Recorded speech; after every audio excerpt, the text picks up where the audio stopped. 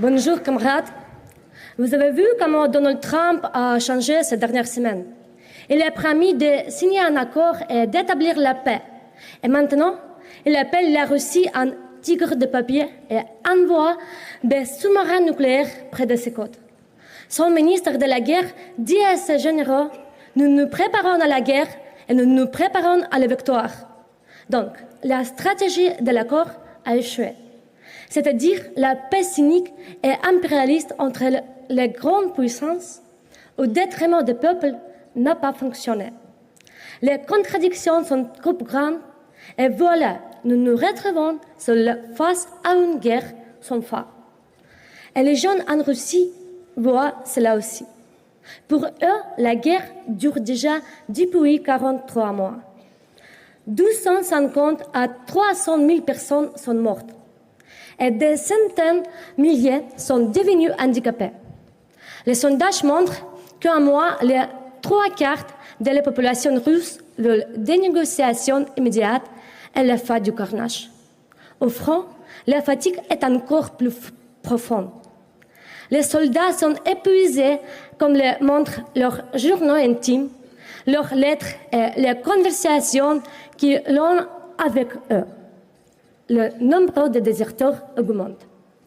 Mais pourquoi cette fatigue ne se transforme-t-elle pas en protestation contre la guerre? Il y a plusieurs réponses à cette question. La première, c'est que les autorités russes ont perfectionné les techniques néolibérales. Maintenant, les pauvres signent des contrats avec l'armée qui ne peuvent pas être résiliés et qui les transforment pratiquement en esclaves pour de l'argent.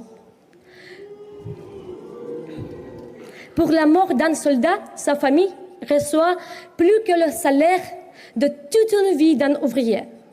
La pauvreté et les inégalités n'ont pas seulement transformé la vie humaine en marchandise, mais la mort elle-même. L'élément central du système, c'est son appareil répressif. Toute dissidence mène à la prison. Toute tentative de s'opposer à l'injustice sur le front est punie par la torture et souvent par la mort. Mais il y a une autre raison. Il n'y a qu'une solution politique pour mettre fin à cette guerre. Beaucoup de gens ont été perdus. Par exemple, j'avais un ami, un activiste de gauche. En 2022, il s'est opposé à la guerre et même participé à des manifestations.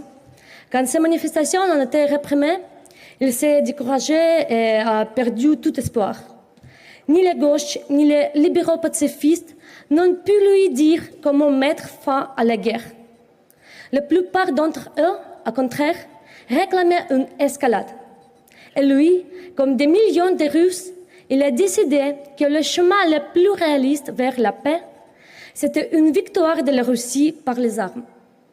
Il a signé un contrat et il est parti au front.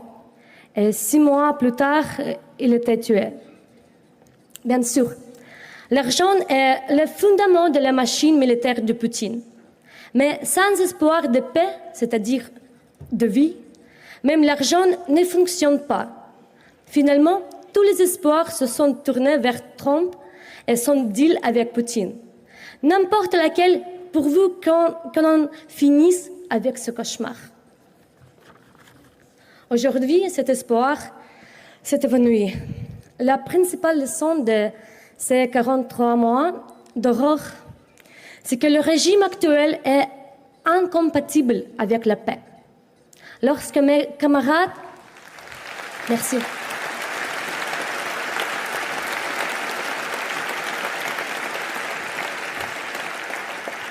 Lorsque mes camarades et moi avons participé aux manifestations contre la guerre au début du conflit, nous étions nombreux, surtout à Moscou, mais il s'agissait principalement de la classe moyenne instruite. Il n'y avait là presque personne de ceux qui payent aujourd'hui le prix fort de cette guerre. Et la plupart des gens nous regardaient avec méfiance. Pour eux, nous étions l'élite privilégiée. Les gens craignent que les politiciens pro-occidentaux ne s'entendent encore avec l'Occident, sur le dos des Russes ordinaires, comme dans les années 90. Lorsque la contestation a été réprimée, près d'1 million d'opposants à la guerre ont quitté le pays. Moscou, qui était la ville la plus opposée au régime, est devenue la plus loyale. Aujourd'hui, le mécontentement s'accumule dans les régions pauvres, parmi les classes ouvrières. Mais ni l'opposition libérale, ni les politiciens occidentaux ne discutent avec ces gens. Les unes comme les autres veulent la guerre jusqu'à la victoire, celle de l'Ukraine et de l'Occident. Toujours plus de buts, plus de missiles. C'est comme si Poutine proposait la victoire et l'Occident la défaite. Il n'y aurait pas d'autre option. Je sais que beaucoup d'entre vous ont été qualifiés d'idiotes utiles de Poutine lorsque vous vous êtes opposés à la militarisation de vos pays. Après tout, les classes dirigeantes ici, en Occident, se comportent presque comme l'oligarchie russe. Elles appellent à se serrer la ceinture. Pour vaincre...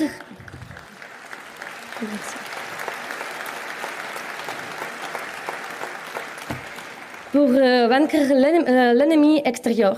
Et ceux qui ne sont pas d'accord, on les traite d'agents de l'étranger. Comme en Russie pour Starmer, pour Macron ou Trump, la guerre devient un moyen de conserver le pouvoir, souvent au détriment de la démocratie.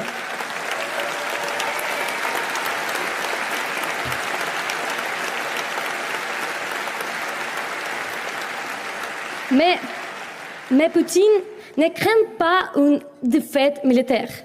Au pire, il dispose de la bombe atomique. Chaque escalade ne fait que renforcer son pouvoir. C'est pourquoi ce que nous faisons aujourd'hui est bien plus dangereux pour sa dictature que les bombes et les missiles que Macron, Scholz, Merz ou Trump envoient au front.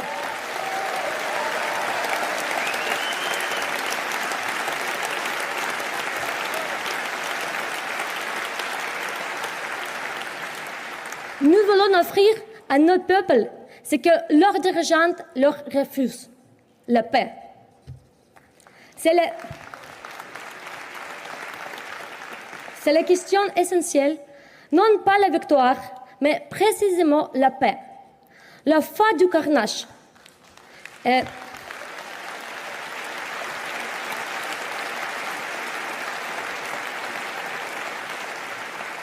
c'est ce que pense la majorité des Russes, surtout dans les tranchées. Ce monde ne doit pas être régi par des conditions abstraites, ni par des frontières tracées par des politiciens et des fonctionnaires, ni par des fantasmes nationaux ou impériaux.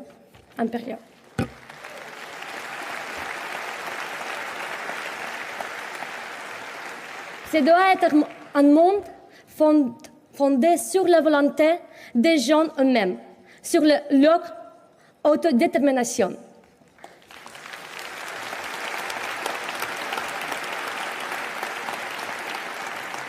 L'autodétermination, ce n'est pas simplement des référendums pour déterminer à quel État appartient un territoire.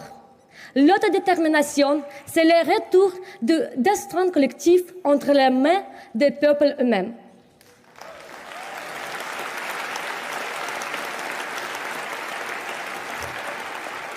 Mais Vladimir Poutine acceptera-t-il une telle paix? J'ai un doute. Mais elle soudera certainement des centaines de milliers de personnes dans les tranchées et des millions à l'arrière. Et si Poutine la leur refuse, il devra mener la guerre sur deux fronts. Les programmes dont nous discutons aujourd'hui rapprochent davantage la chute du régime de Poutine que tous les missiles de l'OTAN.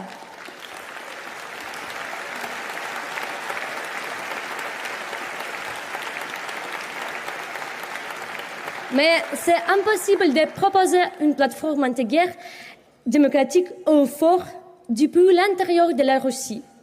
L'opposition libérale et pro-occidentale russe en est incapable, et encore moins les élites occidentales. Seules les forces de gauche et anti-impérialistes peuvent le faire.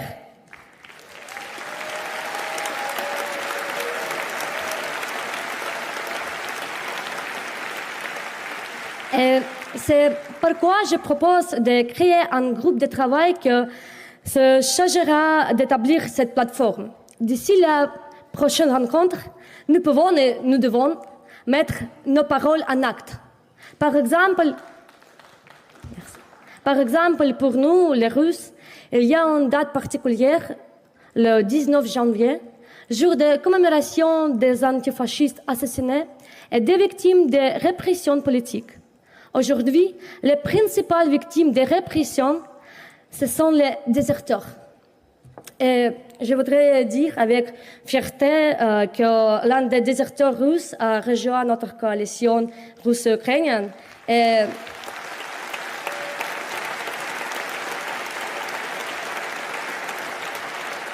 est aujourd'hui avec nous ici, c'est Ilya Zaripov.